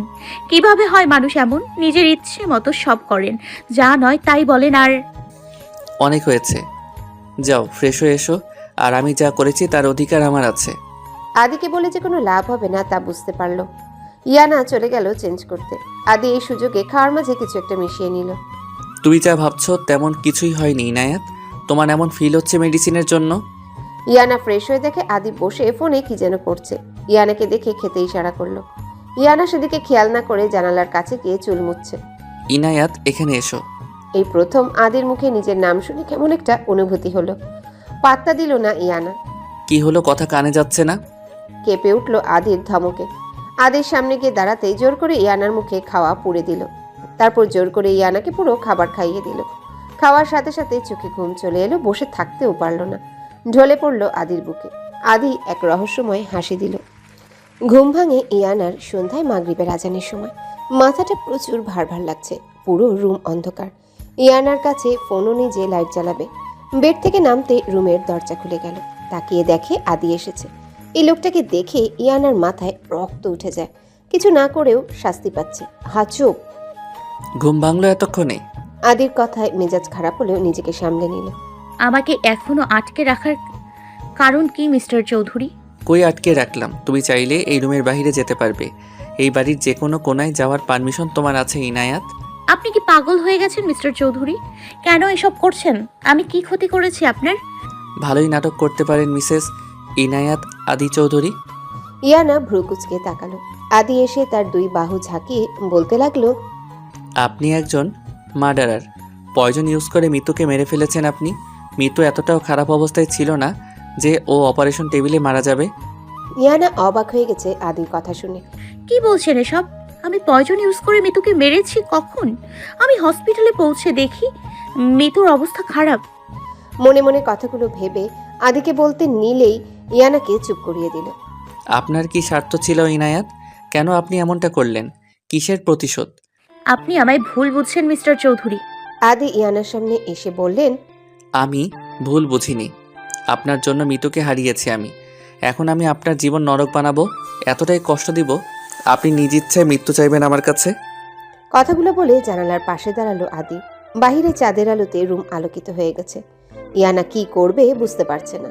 ইয়ানাকে জানতে হবে আগে আদি কি নিয়ে এতটা শিওর হয়ে বলছে ইয়ানাই মেরেছে মিতুকে। ইয়ানাকে নির্দোষ প্রমাণ করতে হবে নিজেকে। তার আগে ইয়ানাকে এখান থেকে বের হতে হবে। ইয়ানা এসব ভাবছিল তখনই আদি এসে ইয়ানার সামনে তুড়ি বাজালো। কি ভাবছো? কিভাবে এখান থেকে বের হবে? ইয়ানা অবাক হয়ে তাকালো। আদি কিভাবে বুঝলো ইয়ানা এটাই ভাবছিল? ইয়ানাকে চুপ থাকতে দেখে আদি আবারও বলল, কাল সকালে আমি তোমাকে হসপিটালে দিয়ে আসবো, মাই ডিয়ার ওয়াইফি। বলেই হাসতে লাগলেন উনি। আমি বুঝতে পারছি কিছু তো একটা আছে যা আমার আড়ালে। কেউ একজন আছে যে আমাকে দোষী করে নিজে বাঁচতে চাইছে। মৃত্যুর শরীরে পয়জন পাওয়া গেছে, কে দিয়েছে সেটা? ওই দিন ওটিতে আমি ছাড়া রুহি, ডক্টর রায়হান, ডক্টর ফারহান ছিল। কিছুই বুঝতেছি না। ইয়ানা আদির কাছে গিয়ে বলল, আমার ফোন কোথায়? আমার কাছে। কালকের আগে ফোন পাবে না তুমি। মানে কি? আমার ফোন দরকার, ফোন করব বাসায়। বাসায় কেউ তো তোমার খোঁজও করে না, আর না তোমার সাথে যোগাযোগ রাখে। তুমি যে তাদের ফোন দিবে না সেটা আমি জানি। আমি রুহিকে ফোন দিব। রৌদ্র ভালো আছে, রুহির কাছে আছে, আর ওর পিতার কাছে আছে। সো চিন্তা করো না। মানে? এত বুঝতে হবে না তোমাকে। ইয়ানা বুঝলো আদিকে প্রশ্ন করে লাভ হবে না, তাই আর কিছু বলল না। একটু পর একটা ফোন আসায় রুম থেকে চলে গেল আদি। ইয়ানা বাড়িটা ভালো করে ঘুরে একবার দেখে নিল। আদি মনে হয় বাড়ির বাহিরে গেছে, পুরো বাড়িতে কোথাও দেখলো না। এই সুযোগ এখান থেকে পালাবার। দরজার কাছে গিয়ে দেখে দরজা বাহির থেকে লক। আজব, এভাবে আটকে রাখার মানে কি? আর কি বললো তখন? রৌদ্রর বাবার কাছে আছে। আদি তো রৌদ্রের বাবা। সব গুলিয়ে যাচ্ছে ইয়ানা। ডাইনিং টেবিলে মাথা রেখে বসে আছে। কখন যে ঘুমিয়ে গেছে বুঝতে পারেনি। হঠাৎই গুলির আওয়াজে ধরফর করে উঠল ইয়ানা। একটু পর দেখে আদি ঢুকছে। ইয়ানাকে দেখে বলল, মিসেস চৌধুরী কি আমার জন্য ওয়েট করছিলেন নাকি? আমার কাজ নেই আপনার জন্য ওয়েট করতে যাব। তাও ঠিক। বাইরে কিসের আওয়াজ হলো তখন? সুটের। কাকে মারলেন? মারিনি, আমি এসেছি এটাই সবাইকে বোঝালাম। ইয়ানা বুঝলো না। মানুষ বাসায় আসে শান্ত হয়ে, আর আদি সিগন্যাল দিয়ে এলেন, তাও আবার গুলির মাধ্যমে। আল্লাহ এ কার পাল্লায় পড়লো ইয়ানা? নিজের কপাল নিজেরই চাপড়াতে মন চায়। কিছুক্ষণ পর একা একা বসে আছি, উনি এসেই আবার কই যেন গায়েব হয়ে গেছেন। বেডের উপর দেখলাম ওনার ফোনটা। আশেপাশে ভালো করে দেখলাম উনি আছেন কিনা। না, নেই। ফোনটা হাতে নিলাম, লক করা। কি পাসওয়ার্ড হতে পারে? মৃত্যু দিলাম, রুদ্র দিলাম, আমি দিলাম, কোনোটাই হলো না। কি করি? আরো বেশ কয়েকবার চেষ্টা করলাম, হলো না। খুব সহজ পাসওয়ার্ড, বুদ্ধি খাটালে এতক্ষণে পেয়ে যেতে। আদির গলার আওয়াজে ফোনটা রেখে দরজার দিকে তাকালো ইয়ানা। আদি হোয়াইট কালারের শার্ট আর ব্ল্যাক জিন্স পরে বুকে হাত গুজে দাঁড়িয়ে আছে। ইয়ানার কাছে এসে বলল, চালাকি কম করো, আমার ফোনে তোমার কি দরকার? ভালো ব্যবহার করছি বলে সাহস বেশি দেখাচ্ছ? আপনি তো সাহসের দেখেছেন কি? আমি একবার এখান থেকে বের হই, আপনাকে জেলে পাঠাবো, আমাকে আটকে রাখার জন্য কেস করব। ও তাই? আমি তো ভয় পেয়ে গেলাম। মজা পাইলাম কথাটা শুনে। বাট শুনে রাখো, এমন কোনো জেল এখনো তৈরি হয়নি যেখানে আদিত্য চৌধুরীকে আটকে রাখতে পারবে। আর সরি, এখন যেটা করব তার জন্য। বলে ইয়ানার মুখে স্প্রে করে দিল। ইয়ানার সাথে সাথে ঘুমিয়ে পড়ল। আদির মুখে এক পৈশাচিক হাসি। কাল সকালে তোমার জন্য এক বিশাল ধামাকা ওয়েট করছে, মিসেস ইনায়াত আদিত চৌধুরী। ঘুম ভাঙে সকাল সকাল ইয়ানার। চারিপাশে তাকিয়ে দেখে কোথাও ওই খচ্চর লোকটা আছে কিনা। না, নেই। ইয়ানা ফ্রেশ হয়ে নেয়। ইয়ানা ফ্রেশ হয়ে এসে রুমটা ভালো করে দেখলো। রুমের ডান দিকের জানালা দিয়ে নিচে তাকালো। আইডিয়া, এই সুযোগ পালাবে। ওড়না বেঁধে কোনো রকমে নিচে নামলো। এই সাইডে গার্ডস নেই। তাড়াতাড়ি করে দেয়াল টপকে বাড়ির বাহিরে গেল। একটা ট্যাক্সি দাঁড়িয়েছিল, ওটাতে উঠে পড়লো। এবার সোজা বাসায় যাবে রুহির কাছে। আদি হাহা করে হেসে উঠল সিসিটিভি ফুটেজে দেখে। পালিয়ে গেলে ইনায়াত? এত সোজা কি পালানো? এই আদির হাত থেকে বাঁচার ক্ষমতা তোমার নেই। আদি কানে ব্লুটুথ লাগিয়ে চোখে সানগ্লাস পরে বেরিয়ে গেল রুমটা থেকে। বাসায় এসে দেখে রুহি নেই। রৌদ্রকে নিয়ে নিশ্চয়ই হসপিটালে গেছে ও। ইয়ানা হসপিটালে যায়। বাসা থেকে বের হতেই একটা জিনিস খেয়াল করলো, সবাই তার দিকে অদ্ভুত নজরে তাকিয়ে আছে। এক রিকশাওয়ালা মামাকে বলল যাবে, তার দিকে অদ্ভুতভাবে তাকিয়ে থেকে মাথা নাড়িয়ে না বলে চলে গেল। আজব, কি হচ্ছে এসব তার সাথে? কিছুই বুঝছে না। হঠাৎই কতগুলো ছেলে তার সামনে এসে বলে, তো তোমার কথাটা শুনে মেজাজ খারাপ হয়ে গেল। ঠাস করে চড় মেরে দিল ছেলেটার গালে। ওর সাথে থাকা ছেলেগুলো যেন ভড়কে গেল। ওর গায়ে হাত তুলছো কেন? নিজে নোংরামি করবে আর কেউ প্রস্তাব দিলাই দোষ। মুখ সামলে কথা বল। আমি কি করেছি? অসভ্য জানোয়ার, তোদের মতো ছেলেদের জন্য মেয়েরা আজ রাস্তাঘাটের কোথাও নিরাপদ নয়। ছেলেগুলো কিছু বলতে যাবে তার আগে রুহি তার হাতটা ধরে টেনে রাস্তার সাইডে দাঁড় করায়। ইয়ানাকে বলে, কোথায় ছিলে তুমি ইয়ানাত? 2 দিন থেকে তোমার কোনো খোঁজ নেই। সে অনেক কথা বলছি, দাঁড়াও, আগে ওই ছেলেগুলোকে পুলিশে দেই। দাঁড়াও ইয়ানা। দাঁড়াবো না মানে? কি বলছো তুমি রুহি? ওরা কতটা অসভ্য। ইয়ানার কথা শেষ করার আগে রুহি তার সামনে ওর ফোন ধরে। তাতে কিছু ছবি দেখা যাচ্ছে। ইয়ানা রুহির হাত থেকে ফোনটা নিল, ভালো করে দেখলো। ছবিটা তার আর আদির, কিন্তু ছবিটায় আদির মুখ বোঝা যাচ্ছে। ইয়ানা চুল দিয়ে ওর মুখ ঢাকা। অন্য এক ছবিতে ও ঘাড়ে কিস করছে এমনটা দেখাচ্ছে। আবার অন্য এক ছবি দেখে মনে হচ্ছে দুজন দুজনকে কিস করছে। ইয়ানা হাঁ করে রুহির দিকে তাকালো। এগুলো কোন ছবি? কখনের তোলা ছবি? কিছুই বুঝতে পারছে না। কখন তুললো আদি এইসব ছবি? তবে আজব বিষয়ে কোনো ছবিতে আদির মুখ ওভাবে বোঝা যাচ্ছে না। রুহি ইয়ানার দিকে তাকিয়ে অসহায়ভাবে বলে, এই ছবিগুলো এখন ফেসবুকে ভাইরাল ইয়ানা। তোমার নাম যশ সব শেষ। সবাই চিচি করছে ডক্টর ইয়ানার নামে। এমন নোংরামি করে ডক্টর ইয়ানা। এসব কথা দিয়ে ফেসবুক ভরে গেছে। ইয়ানা দাঁড়িয়ে থাকতে পারল না, পড়ে যেতে নিল। রুহি ধরল। ইয়ানা রুহিকে জড়িয়ে ধরে কান্না করে দিল। রুহি বলে, আমি বিশ্বাস করি ইয়ানা, তুমি এমন কিছু করনি। নিশ্চয় এসব কারো ষড়যন্ত্র। রুহি আর ইয়ানার সামনে একটা গাড়ি এসে থামলো। সেই গাড়ি থেকে বের হলো আদি। দেখেই গা জ্বলে গেল ইয়ানা। আদি ইয়ানার সামনে এসে রুমাল ধরল। সবে তো শুরু মিসেস ইনায়াত, আগে আগে দেখুন কি হয়। রুহি আদির কথায় রেগে বলল, মিসেস বললেন কেন? আর আপনার সাথে ওর কিসের শত্রুতা? সেটা তোমার ইনায়াত আপুকে জিজ্ঞেস করে নিও আমি কেন মিসেস কথাটা বললাম। কথাটা বলেই আমাকে চোখ টিপ দিয়ে চলে গেলেন। রুহি অবাক হয়ে ইয়ানার দিকে তাকালো। সে প্রসঙ্গ এড়িয়ে বলল, রুহি, এই ছবিগুলো কি হসপিটালেও সবাই দেখেছে? হ্যাঁ ইয়ানা, সবাই দেখেছে। আমি জানি না কিভাবে তুমি সবার সামনে মুখ দেখাবে। এক কাজ করো, বাড়ি যাও। আমি আসছি একটা কাজ সেরে। আমি মাথা নেড়ে সায় দিলাম। রুহি তাকে রিকশায় উঠিয়ে দিয়ে চলে গেল। কিছুক্ষণের মধ্যেই বাসার সামনে এসে নামলো। বাসার লক খুলতেই ফ্ল্যাটের ম্যানেজার এলো। মিস ইয়ানাত, আপনাকে বাসা ছাড়তে হবে। ওনার কথা ইয়ানা আকাশ থেকে পড়লো, বলল, কেন বাসা ছাড়বো ম্যানেজার আঙ্কেল? আমি তো ভাড়াও রাইট টাইমে দিই। তবে দেখো ইয়ানা, তোমার বাবা আমার পরিচিত, সেই সূত্রে আমি তোমাকে এই ফ্ল্যাটটা ভাড়া দিই। কিন্তু এখন তোমার নামে যা সব শুনছি তাতে আমার পক্ষে সম্ভব নয় এই বাসা তোমার কাছে ভাড়া দেওয়া। ম্যানেজার আঙ্কেলের কথা শুনে কান্না পেল। এতটা নেমে গেছে নিচে আজ ইয়ানা সবার চোখে। সব হয়েছে আদি নামক লোকটার জন্য। ইয়ানা বলল, আঙ্কেল, এসব মিথ্যে। আমাকে কথা শেষ করতে না দিয়ে বলে গেল কাল বিকেলের মধ্যে ফ্ল্যাটটা ফাঁকা করে দিতে। আমি বাসার ভেতর ঢুকে নিজের রুমে গিয়ে বেডের সামনে নিচে বসে পড়লাম। চিৎকার করে কান্না করছি। আজ আমার এমন অবস্থা শুধু একটা অজানা ভুলের জন্য, যেই ভুল হয়তো আমি করিনি। কান্না করতে করতে খেয়াল হলো রৌদ্রের কথাও কোথায়। রুহির কাছেও তো দেখলাম না ওকে। বেড থেকে ফোন নিয়ে রুহিকে ফোন দিল।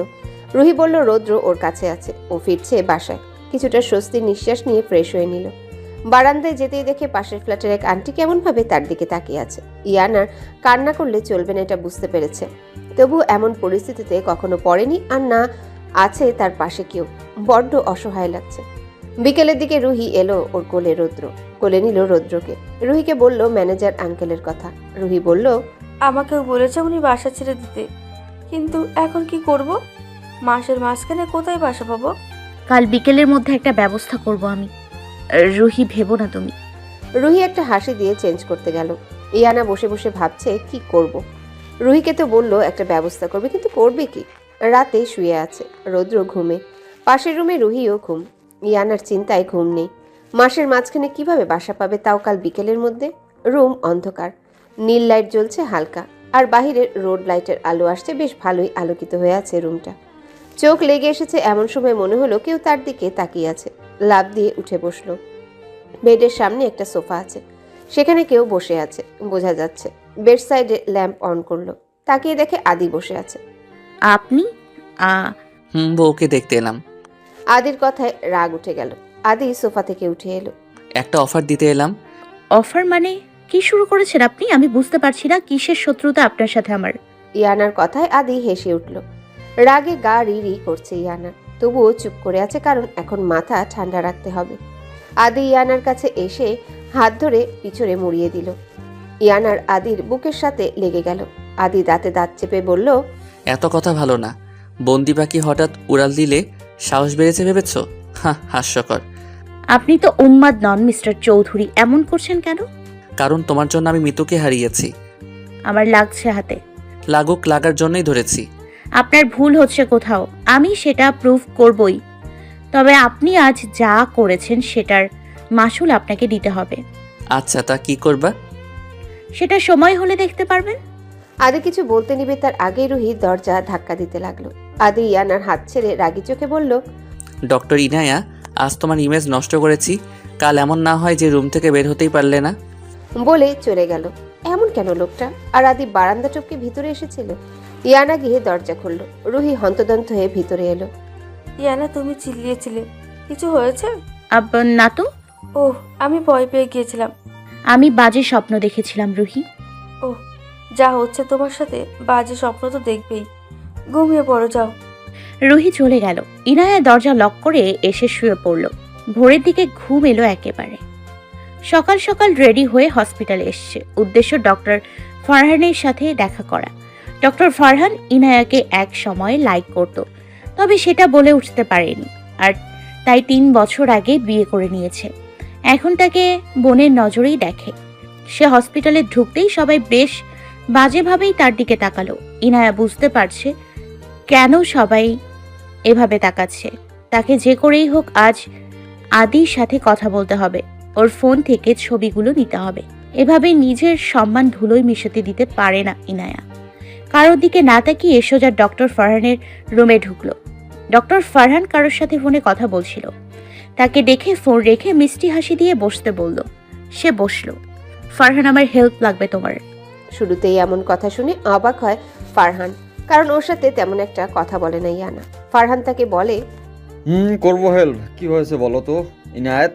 আর তোমাকে নিয়ে সোশ্যাল মিডিয়াতে কি শুরু হয়েছে? আমি জানি তুমি এমন কিছু করনি, নিশ্চয়ই এগুলো পিছে কেউ আছে। ফারহান, এটা নিয়ে পরে কথা বলবো, আগে আমাকে তুমি কিছু প্রশ্নের উত্তর দাও। বেশ, বলো। মিতুর কেসটা নিয়ে জানতে চাই আমি। কোন মিতু? ওই বিখ্যাত বিজনেসম্যান আদি চৌধুরীর ওয়াইফ? কথাটা শুনে বুকে কেমন একটা ব্যথা অনুভব হলো। জানি না কেন এমনটা হলো। তাকে চুপ থাকতে দেখে ফারহান তাকে বলে, কি হলো এনায়েত, কথায় হারালেন? না মানে। পানি খাও। আর কি জিজ্ঞেস করবে বলছিলা? তুমি এখানে আসার ঠিক কতক্ষণ পর আমাকে ডাকা হয় ফারহান? মিতুকে এখানে আনার প্রায় 1 ঘন্টা পর তোমাকে ডাকা হয়, কারণ হঠাৎ করে মিতুর অবস্থা খারাপ হয়ে গিয়েছিল। বেবি এমনভাবে আটকে গিয়েছিল যে কিছু করতে পারতেছিলাম না আমরা কেউ। পেটে চাপ লাগা আর অনেক ব্লিডিং এর জন্য মিতুর সাথে বেবির অবস্থাও খারাপ হয়ে যাচ্ছিল। মিতুর মৃত্যুর পর ওর পোস্টমর্টেম রিপোর্ট দেখেছিলে? না, মিতু এই কেসটা হওয়ার পরের দিন একটা ট্রেনিংয়ে আমাকে দেশের বাইরে যেতে হয়েছিল। ও আচ্ছা। ফারহান, কোন পয়জনের প্রভাবে মৃত্যুর কয়েক ঘন্টা পর শরীর নীল হয়ে যেতে শুরু করে? ইয়ানা দেখলো তার প্রশ্ন শুনে ফারহান অবাক হয়ে তাকিয়ে আছে। তুমি এইটা কেন জানতে চাচ্ছ? আর এমন পয়জন একটা আছে যা এটা নিষিদ্ধ আমাদের দেশে, কারণ এতে মানুষের ক্ষতি ছাড়া ভালো হয়নি। ঠিক ধরেছ। এই পয়জনই পাওয়া গেছে মিতুর শরীরে। হোয়াট? ফারহান, মিতুকে ইচ্ছে করে মারা হয়েছে। কে সেটা খুঁজে বের করতে হবে। অবশ্যই, আমি হেল্প করব তোমায়। আচ্ছা, হেল্প লাগলে বলবো। আসি। ফারহানের কেবিন থেকে বের হয়ে এলো। ফারহানের কেবিন থেকে রায়হানের কেবিনে গেল। রায়হানও তাকে সেম কথাগুলোই বলল যা ফারহান তাকে বলেছে। ইয়ানা হসপিটাল থেকে বের হয়ে এলো ওদের সাথে কথা বলে। সবাই বাজে মন্তব্য করছে তাকে। দেখলেই এত প্রচণ্ড রাগ কান্না পাচ্ছে তার। রাস্তা দিয়ে ভাবতে ভাবতে হাঁটছে, কে মারতে পারে মিতুকে? কার শত্রুতা তার সাথে? যে মারতে চেয়েছিল সে রৌদ্রকেও মারতে চেয়েছে। তাই পয়জনটা মিতুর বডিতে এমন মুহূর্তে ইনজেক্ট করা হয় যখন মিতুর অবস্থা এমন যে বেবি যে কোনো মুহূর্তে হবে। আর এই পয়জন শরীরে যাওয়ার 1 মিনিটের মধ্যে মানুষ মারা যায়। যদি ইয়ানা 1 সেকেন্ড লেট করতো তবে ওই দিন মিতুর সাথে রৌদ্র ভেবে বুক কেঁপে উঠল তার। হঠাৎই কারোর সাথে ধাক্কা খেলো। তাকিয়ে দেখে তার বাবা। এতদিন পর বাবাকে দেখে জড়িয়ে ধরতে গেলে তার বাবা জোরে চড় বসিয়ে দেয় তার গালে। ইয়ানা গালে হাত দিয়ে ছলছল চোখে তাকিয়ে আছে। আব্বু, তোমার মতো মেয়েকে আমাকে জড়িয়ে ধরার চেষ্টা করবে না, আর না বাবা বলে ডাকবে। ছি ছি, এতটা নিচে নেমে গেছো তুমি? নিজের বয়ফ্রেন্ডের সাথে নোংরামি করে সেই ছবি আবার ভাইরালও করছো। ছি। বাবা চলে গেল। সে স্থির দাঁড়িয়ে আছে। বাবার বলে যাওয়া কথাগুলো তার কানে প্রতিধ্বনিত হতে লাগলো বারবার। প্রচণ্ড রাগ লাগছে আদি নামক লোকটার উপর। না, এর একটা কিছু করতে হবে। হয় আদিকে বিয়ের কথা স্বীকার করতে হবে, নাহলে এই ছবি ডিলিট করতে হবে, যেভাবেই হোক। রাগ করে একটা ট্যাক্সি নিয়ে সোজা চৌধুরী কোম্পানির সামনে গেল। মিস্টার চৌধুরী বলে ডাকতে ডাকতে ভেতরে গেল।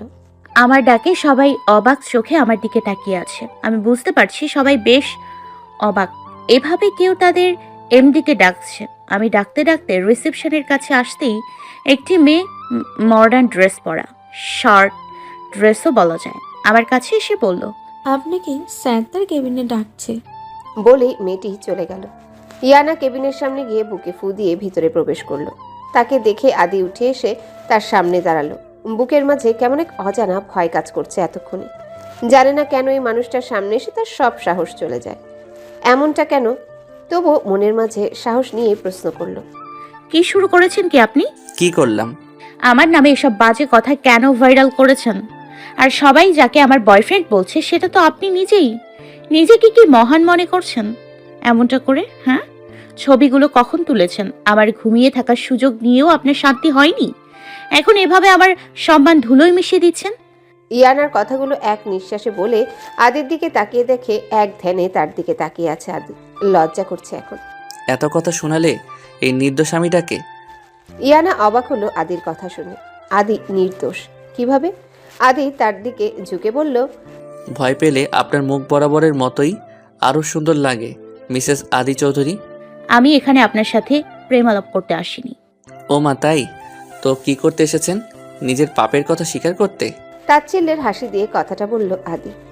আমি বুঝি না একটা মানুষ না জেনে কেন আমাকে এভাবে দোষ দিয়ে যাচ্ছে। আজব। ওনাকে কিছু বলার আগেই উনি টিভি অন করলেন। আমি বুঝি না এটা টিভি দেখার সময় নাকি। আজব লোক। আমি ওনার কথায় টিভির দিকে তাকালাম। চোখ বড় বড় হয়ে গেল। আমি এখানে এসেছি কতক্ষণ হবে? 20 কি 25 মিনিটের মধ্যে উনি এটা কিভাবে করলেন? টিভিতে নিউজে দেখাচ্ছে ওই ছবিগুলো, সেগুলো সোশ্যাল মিডিয়াতে ছিল। তবে পার্থক্য একটাই, সোশ্যাল সাইডের পিকগুলোতে আমার মুখ দেখা গেলেও ওনারটা বোঝা যাচ্ছিল না, কিন্তু এখানে দুজনেরই মুখ বোঝা আছে। আমি ওনার দিকে তাকাতেই উনি বললেন, আদি এতটাও খারাপ না যে কোনো মেয়ের সম্মান নষ্ট করবে। শুধু একটু বোঝালাম আমি চাইলে কি কি করতে পারি। আপনি যাই করছেন তাতে আমি কোনোভাবেই দোষী নই, এটা প্রুফ করবই। এই প্রথম আদি তার কথায় হাসলেন। এর আগে যতবারই বলেছে ইয়ানা নির্দোষ, আদি বিদ্রুপ করেছে, নাহলে রাগ দেখিয়েছে। আদি তার সামনে তুড়ি বাজালো, তারপর হাত ধরে টেনে নিয়ে অফিসের বাইরে গেল। অনেক অনেক মানুষের ভিড়। হঠাৎ ভিড় কেন? কথাটা ভাবতেই কতগুলো প্রশ্ন কানে এলো তার। আপনি আদি চৌধুরীর ওয়াইফ? আপনারা তাহলে কি বিবাহিত? আপনাদের বৈবাহিক জীবন কতদিনের? এটা গোপন কেন করেছিলেন এতদিন? এমন হাজারো প্রশ্ন করছে সাংবাদিকেরা। ইয়ানা কি বলবে বুঝতে পারছে না। এমন মুহূর্তের আগে কখনো পড়েনি। তাকে চুপ থাকতে দেখে সাংবাদিকরা অধৈর্য হয়ে আদিকে সব জিজ্ঞাসা করতে লাগলো। উনি বললেন, আমরা ম্যারিড। কথাটা জানানোর সুযোগ এবং সঠিক সময় এলে আমি নিজে আপনাদেরকে বলতাম। আদির কথা শুনে একজন সাংবাদিক বলল, কি এমন হয়েছে যাতে বিয়েটা গোপনে রাখতে হয়েছিল? বলছি, আমি আর ইনায়েত দুজন দুজনকে ভালোবাসি, কিন্তু একটা অ্যাক্সিডেন্টের জন্য এটা আমরা কেউ পারিবারিকভাবে জানাতে পারিনি। কে কিভাবে নিবে সেটা ভেবে তাই ভাবলাম বিয়েটা করে নেই, পরে সবাইকে জানাবো। আর ওই ছবিগুলো, ওগুলোতে ইনায়েতের সাথে কে ছিল সেটা তো দেখেছেনই আপনারা। তবে এভাবে এই ছবিগুলো যে সোশ্যাল মিডিয়াতে দিয়েছে তার বিরুদ্ধে স্টেপ নেওয়া হবে। আশা করি আপনারা আপনাদের জবাব পেয়ে গেছেন। আদির কথা শুনে সবাই বেশ সন্তুষ্ট হলেন বোঝা যাচ্ছে। সবাই কংগ্রেস জানাচ্ছে ইয়ানাকে। ইয়ানা জোরপূর্বক এক হাসি দিয়ে সেগুলো শুনছে। আদি তার দিকে তাকিয়ে এক অদ্ভুত হাসি দিল। ইয়ানা পুরো ব্ল্যাঙ্ক হয়ে গেছে, সব মাথার উপর দিয়ে যাচ্ছে। ইয়ানা যা করতে এসেছিল তা বলার আগেই আদি করে ফেললো, এমনকি বিয়ের কথাও বলে দিল। আজ আদির কথায় রাগও প্রকাশ পাচ্ছে না অতটা। কি হলো হঠাৎ? একটু পর সাংবাদিকেরা চলে গেল। আদি তার দিকে তাকিয়ে বাঁকা হেসে চোখে সানগ্লাস লাগিয়ে চলে যান। ইয়ানাও ট্যাক্সি করে বাসার দিকে যায়। না জানি বাসায় কি হচ্ছে। আজ সন্ধ্যায় বাসা ফাঁকা করার কথা ছিল, এসব ঝামেলায় সেটা তো ভুলেই গেছে। আদি দাঁড়িয়ে আছে হাইওয়ের এক ব্রিজের উপর, মন খারাপ দেখেই বোঝা যাচ্ছে। হাতে বিয়ারের বোতল, পরনে ব্ল্যাক শার্ট, ব্লু জিন্স, চুলগুলো উস্কো খুস্কো হয়ে আছে। হঠাৎ আদির কাঁধে কেউ হাত রাখে। আদি পিছনে ঘুরে সেই মানুষটাকে দেখে জড়িয়ে ধরে। সেই ব্যক্তিটি বলে, মাইসান, আমি জানি না তুমি কি কারণে এসব করছো, তবে একটা কথা বলি, বিয়ে যখন করেছো ওকে বাসায় আনো। চৌধুরীর বাড়ির বউ কিন্তু রাজরানী হয়ে, এটা মাথায় রেখো। জানি ড্যাড, বাট আমি ওহো, এখন কোনো এক্সপ্লেনেশন চাই না। আমি জানি আমার ছেলে যাই করে তার পেছনে কোনো না কোনো কারণ অবশ্যই থাকে। থ্যাংক ইউ ড্যাড বিশ্বাস রাখার জন্য। মাইসান, চলো বাসায় যাওয়া যাক। আজ বাবা ছেলে একসাথে বাড়ি ফিরবো। Okay dad. রুহি আর ইয়ানা থ হয়ে তাকিয়ে আছে। রুম ভর্তি গিফট, তাও আবার ম্যানেজার আঙ্কেল পাঠিয়েছে। মানে সিরিয়াসলি, যে মানুষটা সকালে বললো বাসা ছেড়ে দিতে, সে এখন এসব গিফট পাঠাচ্ছে? হায় রে দুনিয়া। রুহি বলে, ইয়ানা, আদি চৌধুরী যা বলছেন সেটা কি সত্যি? রুহি, তুমি এটা আমাকে আগে বলো নাই কেন? আসলে সময় বা সুযোগ কোনোটাই হয়নি বলার মতো। আর না, আমি ওনার সাথে আমার বিয়েটা মানি। তুমি না মানলেও পুরো দুনিয়া এখন জানে তোমরা হাজবেন্ড ওয়াইফ। তাতে কি রুহি, আমি তো জানি সত্যিটা। উনি ব্ল্যাকমেল করে বিয়ে করেছেন আমায়। বিয়ে তো বিয়েই হয় ইয়ানাত। না রুহি, এই টপিক বাদ দাও, ভালো লাগছে না আমার। আমি শুধু প্রুভ করব ওনার সামনে আমি নির্দোষ, তারপর ডিভোর্স দিয়ে চলে আসব। সবকিছু এত সহজ না ইয়ানা। আজ যা হলো তারপর এটা অসম্ভব। উনি আমার ক্ষতি করতেই তো এসব করেছেন। উনি ভাবছেন আমি মৃত্যুর জন্য দায়ী। আমি এটা প্রুভ করব আমি নির্দোষ, তখন আমি যা চাইবো সেটা দিতে উনি বাধ্য থাকবে। বলে রুমে গিয়ে চেঞ্জ করে শুয়ে পড়ল। মাথা ব্যথা করছে ভীষণ, এখন একটু ঘুমের প্রয়োজন তার। আজ যা হলো তারপর তো সবকিছু আরও রহস্য হয়ে গেল। আদি কি চাইছে এটা জানা জরুরি। ফারহানকে নিয়ে কাল হসপিটালের সিসিটিভি ফুটেজ দেখবে। আরও নানান কথা ভাবতে ভাবতে ঘুমিয়ে পড়ল। ঘুমের মধ্যে মনে হলো বুকের উপর কেউ শুয়ে আছে। ভয় পেয়ে তাড়াতাড়ি চোখ খুলে তাকিয়ে দেখে ইয়ানার পিচ্চি রৌদ্র তার বুকের উপর ঘুমিয়ে আছে। এই একজন হয়েছে, ইয়ানা বাসায় না থাকলে একা রুহির কাছে ঘুমিয়ে গেলে ইয়ানা এসে ওর পাশে শোয়ায়, কিছুক্ষণের মাঝে তার বুকের উপর এসে শুয়ে পড়বে। পিচ্চিটা বড় হয়ে যাচ্ছে, 6 মাস শেষ হবে কাল। সে বসতে পারে এখন, কিন্তু দুষ্টু হয়েছে। এত ছটফট করে যে ভয়ে থাকতে হয় কখন বেড থেকে পড়ে যাবে। ইয়ানা কম্বল রোদ্রের গায়ে টেনে নিয়ে আবারও ঘুমিয়ে পড়ল। ভোর 5:12। কেউ তার চোখ টেনে খোলার চেষ্টা করছে। চোখ খুলে দেখে রৌদ্র উঠে গেছে। আরও উঠেছে মানে এখন আর কারো ঘুম হবে না। ও ঘুমোতে দেবে না। ওকে বুকের উপর থেকে নামিয়ে বালিশ চারিপাশে দিয়ে ওকে মাঝে শুইয়ে রেখে হাতে খেলনা দিয়ে ইয়ানা ফ্রেশ হতে গেল। ফ্রেশ হয়ে এসে অজু করে নামাজ পড়ে নিল। তখনই দেখে রুহি 2 কাপ কফি আর রৌদ্রের জন্যে খাবার নিয়ে আসছে। তুমি আনতে গেলে কেন? আমি তো যেতাম এখন কিচেনে। আর ইয়ানা আপু রাখো তো, আমি কি এতই খারাপ কফি বানাই নাকি? তা কেন হবে? তুমি আজ এত সকালে উঠেছো? রৌদ্রর আওয়াজ পাচ্ছিলাম তাই উঠে পড়লাম, আর কাল তাড়াতাড়ি ঘুমিয়েছি। ও। কফি খেতে খেতে রুহি রৌদ্রকে ফ্রেশ করিয়ে দিল, তারপর ওকে খাইয়ে দিল। বেশ কিছুক্ষণ রৌদ্রের সাথে খেলা করে রুহি রেডি হয়ে হসপিটালে চলে গেল। পেশেন্ট আছে একজন এমার্জেন্সিতে। রুহি চলে যাওয়ার পর দরজা লক করতে গেল ইয়ানা। ফোনটা বেডে রাখা ছিল ইয়ানার। ফোনে আবার লক করা নেই। মেসেজ এসেছে, মেবি ফোনে আওয়াজ হলো। আর এইটা রৌদ্রের চোখে পড়া মাত্র সে ফোনের কাছে এসে পড়ে হামাগুড়ি দিয়ে, তারপর 2 হাত দিয়ে ফোনের সাথে যুদ্ধ। মনে হয় রৌদ্র বলছে, কেন তুই আওয়াজ করে আমার খেলার মনোযোগ নষ্ট করলি? মনে হয় রৌদ্র কথা বলতে পারলে এটাই বলতো।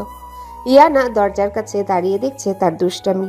মাথার নিচে 2 বালিশ, সাইডে 2টা কোল বালিশ, পায়ের কাছে 2টা বালিশ, আর গায়ে কম্বল জড়িয়ে মহা আনন্দে ঘুমোচ্ছে আদি। হঠাৎই ফোনের রিংটোনের আওয়াজে ঘুম ভাঙে তার। চোখ বন্ধ করেই ফোন কানে দিল। এমন কথা শুনে আদি ভালো করে নাম্বারটা দেখলো, তাতে বড় করে মিসেস ইনায়াত। আদি আবারও ফোন কানে দিল, বলল, সকাল সকাল গাঞ্জা খেয়ে ফোন দিলা কেন? ওপাশে আবারও সেম ভাবে আওয়াজ। আদি এবার রেগে গেল। সকাল সকাল এইভাবে আমার ঘুম ভাঙানোর কোনো মানে হয় মিসেস ইনায়াত? আদি এবার ফোনের ওই পাশ থেকে ইনায়াতের কথা শুনতে পেল, তবে সেটা রৌদ্রর সাথে। আদি ভালো করে শুনলো ইনায়াত রৌদ্রকে বলছে, এই যে বাবা, অনেক ঘুম হয়ে গেছো, তুমি চলো এখন ঘুমু করতে হবে। আম্মুকে হসপিটালেও তো যেতে হবে নাকি? আদি বুঝলো ইনায়া রৌদ্রকে কোলে নিয়ে নিয়েছে আর রৌদ্রের হাত লেগেই ফোন এসেছে। ফোনে যে কল এখনো আছে এটা ইনায়া খেয়াল করেনি। আদি ফোন কাটতে নিল, তখনই শুনতে পেল, লক্ষ্মী সোনা আদর করে দিচ্ছি তোকে, লক্ষ চুমু মায়া ভরা তোরে মুখে, কলিজা তুই আমার, তুই যে নয়নের আলো, লাগে না তুই ছাড়া, লাগে না তো যে ভালো, রূপ কথা তুই তো আমারই জীবনের চেয়ে আরো দামি। আদি ফোন কাটতে নিয়েও কাটলো না। ইনায়া গান গাইছে সেটা শুনছে, পুরো গানটাই শুনলো আদি। তারপরে ফোন কেটে দিল, চুলগুলো হাত দিয়ে এলোমেলো করে দিয়ে বেড থেকে নেমে ফ্রেশ হতে চলে গেল। দুপুর 12টা। ডক্টর রায়হানের কেবিনে বসে আছে, ইয়ানার কোলে রৌদ্র। রায়হান রাউন্ডে ছিল, তাই কিছুক্ষণ বসে ওয়েট করতে হচ্ছে। একটু বাদেই রায়হান এলো। আরে ইনায়াত, কখন এসেছো? একটা ফোন করে দিতে। আরে না, এতটাও জরুরি না আমার কথাটা কারোর জীবনের থেকে। ইনায়া, তুমি চেঞ্জ হলে না। না বলেই হাসলো দুজন। রায়হান ইয়ানার কোল থেকে রৌদ্রকে নিল। কার ভাবি? এটা কি কিউট, মাশাআল্লাহ। এটা মিতুর বেবি রায়হান। ইয়ানার কথা শুনে রায়হান একটু অবাক হলো, তারপর নিজেকে স্বাভাবিক করে বলল, মিতুর বেবি তোমার কাছে কেন ইনায়া? তুমি দেখছি কিছুই জানো না রায়হান, কই থাকো বলো তো? আসলে ইনায়া, আমি ছুটিতে ছিলাম, সামনের মাসে আমার বিয়ে। কি? এটা তুমি আগে বলবা না? না মানে বলতাম। থাক, হয়েছে, অনেক কিছু ঘটে গেছে 7 মাসে রায়হান। সেটা তো তোমাকে দেখেই বোঝা যাচ্ছে। তুমি মানে বিখ্যাত বিজনেসম্যান আদিত্য চৌধুরীর ওয়াইফ, ওকে মার্ডার করা হয়েছে।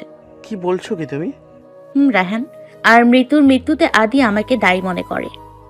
এখন আমার নিজেকে নিজেই নির্দোষ প্রুফ করতে কিছু হেল্প লাগবে তোমার। করবো হেল্প, বাট আদিত্য চৌধুরী বিয়ে করেছেন কবে ইনায়া?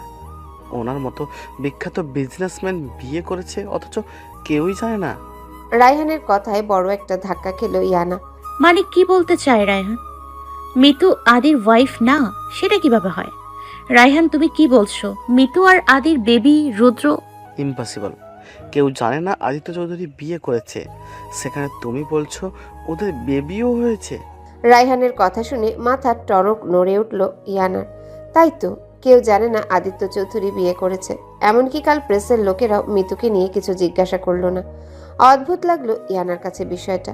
রায়হানের সাথে আরো কিছুক্ষণ কথা বলে রৌদ্রকে নিয়ে হসপিটালের বাহিরে এলো ইয়ানা। তো ভালো লাগছে না কিছুই। ইয়ানা যতই জট খুলতে চায় ততই আরো জট বেড়ে যাচ্ছে। এখন তো তার আদি লোকটাকেই সন্দেহ হচ্ছে।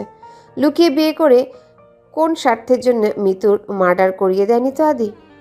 কিন্তু মিতু লাস্ট তাকে কিছু বলতে চেয়েছিল, তাতে একটা ওয়ার্ড স্পষ্ট শুনেছে ইয়ানা, সি। কে সি জানতে হবে। আগামী 48 ঘন্টার মধ্যে সবটা ক্লিয়ার করে ফেলতে চায় ইয়ানা। রৌদ্রকে রুহির কাছে রেখে বের হয়েছে মিতুর বাবার বাড়ির ঠিকানা খুঁজতে। অনেক রহস্য মিতুকে নিয়ে।